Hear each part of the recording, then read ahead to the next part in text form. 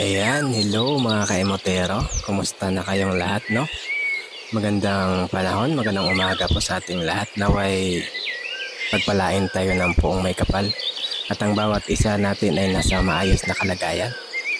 Yan, salamat pala sa mga followers ko dyan na patuloy na sumubaybay at nakaabang sa aking mga video, no? Shout out po sa inyong lahat, mga kapatid ko sa spiritual. Magandang umaga po sa inyong lahat. Ang hawak-hawak ko po pala ngayon ay tinatawag na bao na walang mata. Dinisenyohan po yan.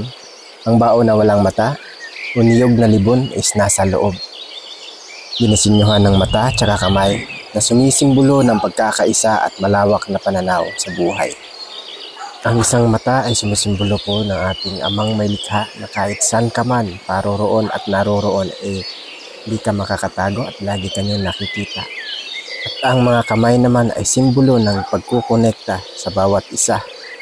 Pagkakaisa, pag-uunawa ang siyang gabay para sa ating lahat.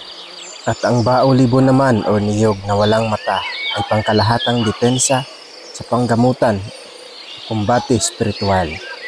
Lahat ng kapahamakan, kulam, barang, nasa kanya na po lahat ng mga virtud. Depende na po sa nailagay na kalikasan at mga sagradong salita. Much love and thank you. God bless everyone.